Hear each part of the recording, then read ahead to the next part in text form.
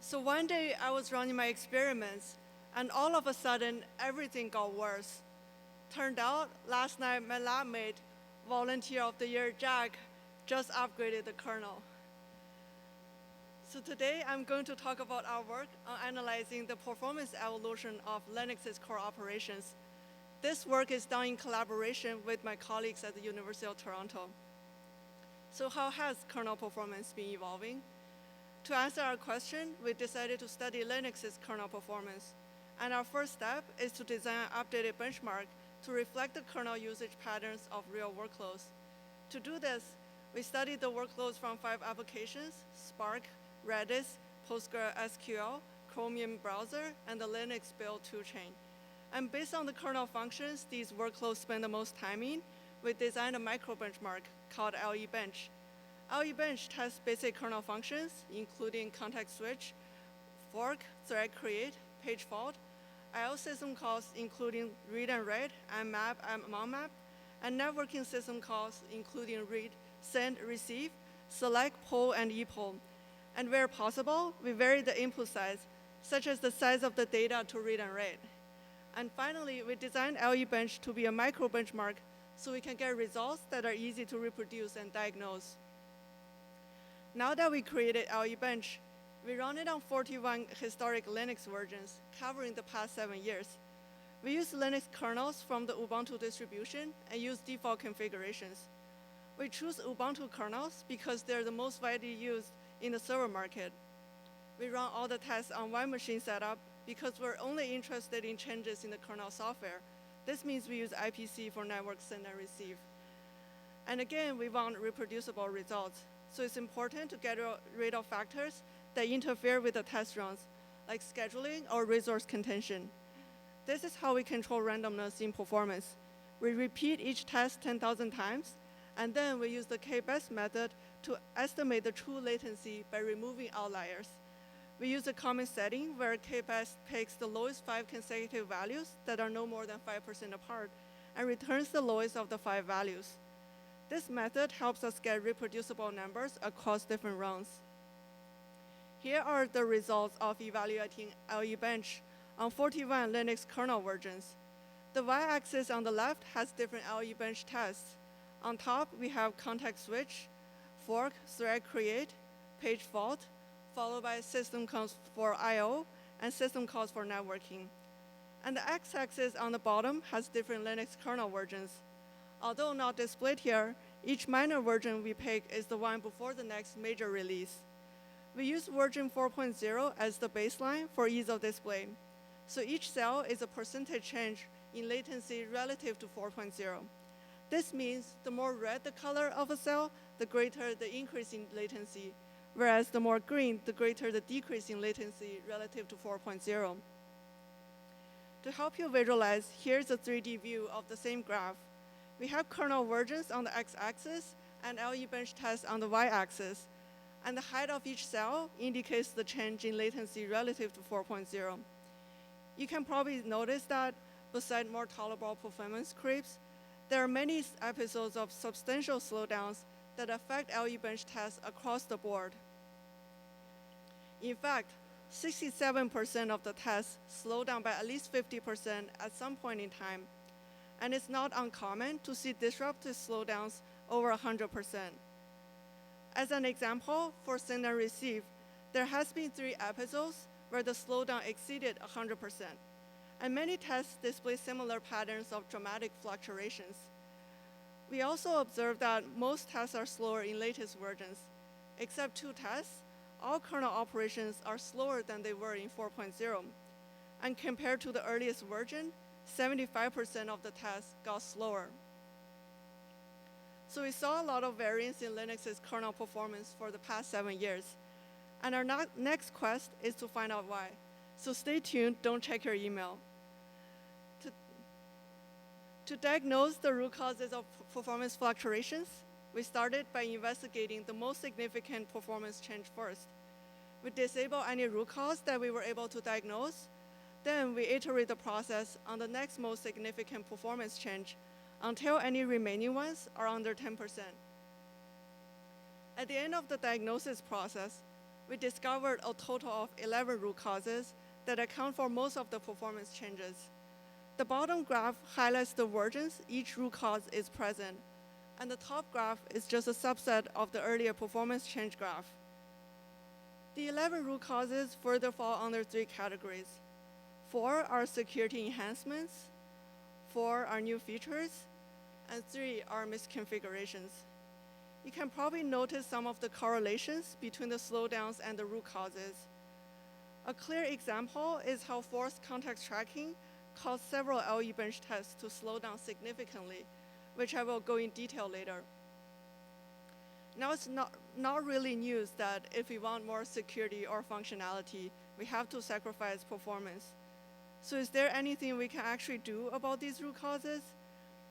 The answer is yes, and in many cases, we can avoid paying extra performance tax through optimizing or reconfiguring. In fact, for 4 of the security enhancements, 3 can be further optimized without losing security guarantees. We found simple patches to avoid significant overhead for 2 security enhancements. At the same time, Linux developers made sure to significantly optimize the Meltdown patch before it was released. Moving on to the features, C-Group Memory Controller, which supports containers, also underwent significant optimization by Linux developers. However, the optimization came more than 6 years after the initial release of the feature. On the other hand, there's also performance to gain from finding better configurations. In fact, we find reconfiguring 2 features speed up LE bench as well as macro benchmarks. Finally, other misconfigurations are plain errors that do not benefit any type of workload.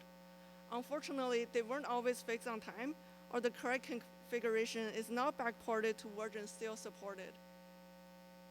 For the rest of the talk, I will go in detail on 3 of the cases. Now let's first dig into how we remove most of the overhead from the Spectre patch. Here are the slowdowns caused by the Spectre patch across LE bench tests. You can see that the biggest victim is the select family of system calls. I'll get to why this is the case in a minute. Let's first look at how the Spectre patch works. The Spectre patch, also known as red polling, is a GCC patch that mitigates the second variant of the Spectre attack, which exploits indirect branches to leak sensitive data. An indirect branch has a target that's only determined as the branch is executed. For example, a jump whose target is stored in a register. Modern processors try to predict the branch target ahead of time based on branching history, and speculatively execute the instructions at the predicted target, so the instruction pipeline does not have to stall for the resolution of the actual branch target.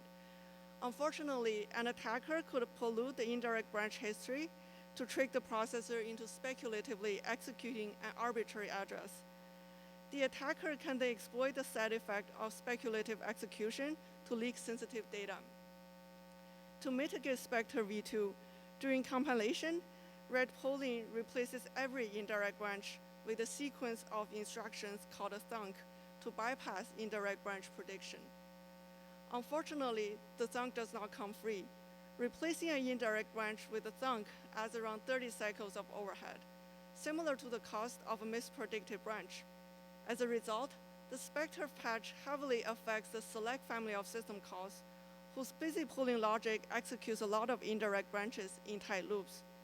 The diagram shows an example of such an indirect branch executed by select. The for loop on the left invokes a function pointer, and the function it points to is decided by the type of the file operation. For example, socket file operation defines its own polling logic on the right. In fact, by further examining its performance, we find around 95% of select slowdown from Spectre are just caused by 3 indirect branches executed in tight loops. Based on these observations, we replaced the 3 indirect branches with non-vulnerable direct branches to avoid thunk insertion. The diagram illustrates one example of an indirect branch we replaced. So the old indirect branch invokes a function pointer whose true type is determined at runtime. To avoid this indirection, we check the type of the function pointer in the if condition and directly invoke the known function. By simply replacing the 3 indirect branches with direct ones, we were able to get rid of more than 90% of select slowdown from red polling.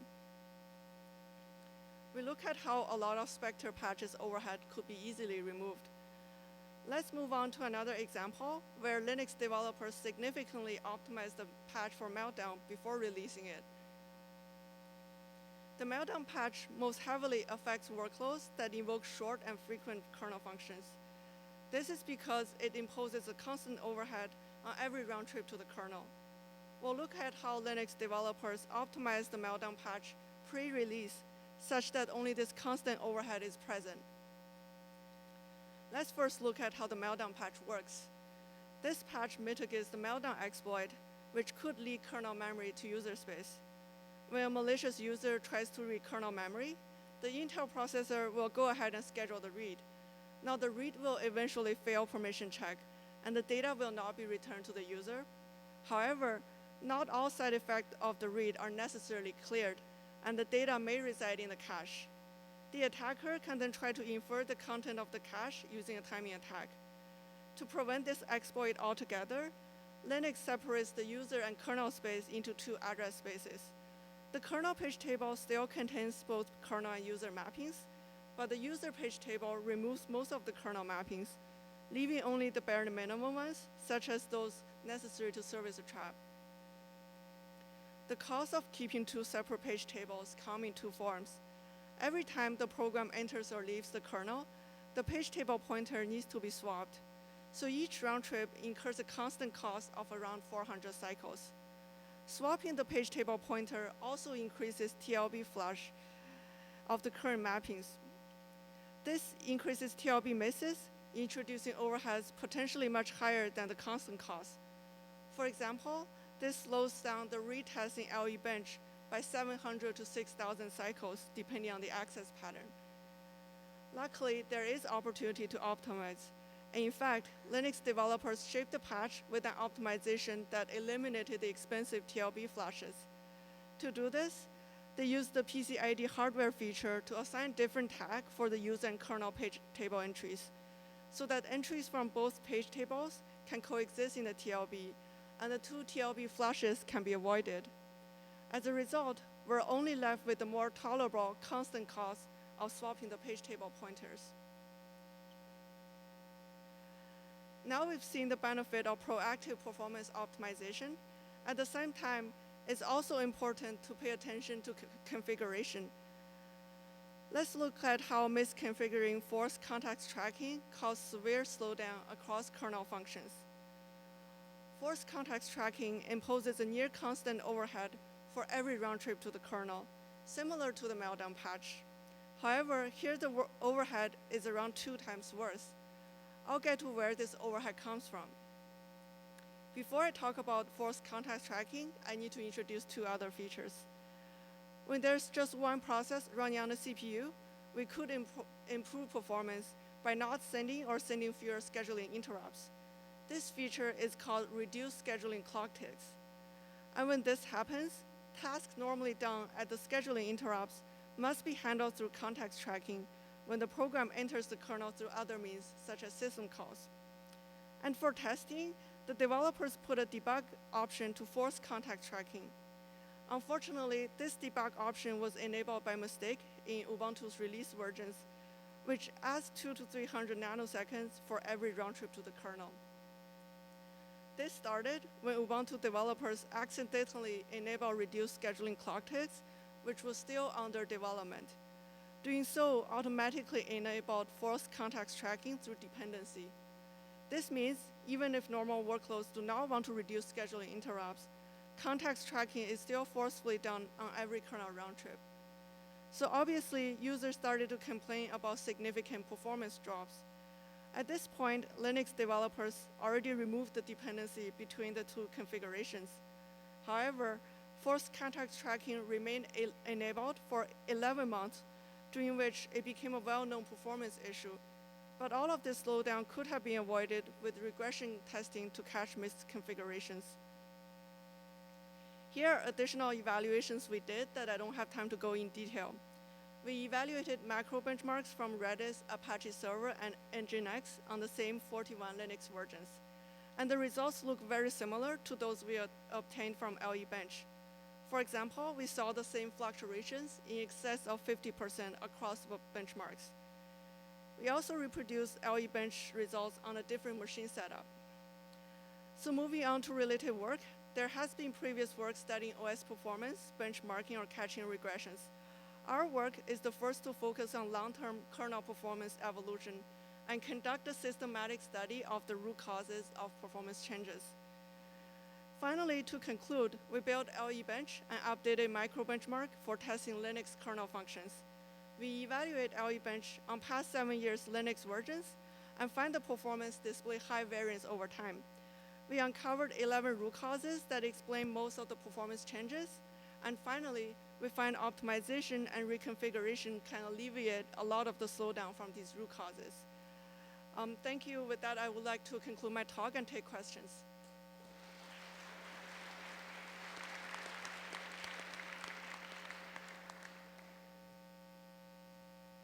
Hi, Brad Karp, UCL. I really enjoyed your talk. I wanted to ask, is it the case that these performance measurements are for single core performance for these operations? And if so, is it possible that design changes were being made that sort of traded multi-core performance for single core performance? Yeah, so the question was whether the measurements were for a single core and whether there's trade-off to increase scalability and might have increased the latency of these operations. The answer is we did test everything on a single core. However, the root causes we found aren't really because they were trying to improve scalability. A lot of them were to improve security or like add new functionality to the kernel, not related to scalability. So we haven't found any of that. Thank you. Jeff Canning, Harvey Mudd College. Is it correct to say that overall, of all the versions that you've looked at, the overall trend is towards worse performance? Recently, we are seeing worse performance because a lot of security enhancements are being added to the kernel. So that seems to be the trend right now. Would it be, before that red stuff on the right-hand side of your slide, was it still generally a trend towards worse? Just because features are being added and bugs are being fixed and so forth? So on the left side, we have the biggest slowdowns are coming from misconfigurations. Okay, thank you. Simon Peter, UT Austin. Kind of a follow-on to that question. Can you comment on what spectrum of what you found is specific to Ubuntu and which of your findings might generalize to other Linux distributions? Yeah, so the question was what we found was specific to Ubuntu and what we found are general to just Linux performance. So out of all the root causes, I think the only Ubuntu one was the misconfiguration of force contact tracking, which was an experimental feature. All of the other features or security enhancements or misconfiguration are coming from Linux, and the misconfigurations are actually missing a specification for hardware. So when you say that they're coming from Linux, that is something that is the original vanilla kernel distribution, and so any kind of other distribution that would roll it out would have that misconfiguration in it as well? Is that what you mean? Yeah, like for the hardware, so it's a piece of code that you hard code in the source code to put in the hardware specification. So that is something that's in the source code. Okay, thanks. Hi, Joel Nider from UBC. Just a really quick question. How did you end up picking 4.0 as your baseline? I see you started from 3.0, so... Yes, just to make the graph easier to interpret. Would it look significantly different if your baseline had been an earlier version? It wouldn't, just to coordinate the colors, really. I see. Okay, thanks. Okay, let's thank our speaker again.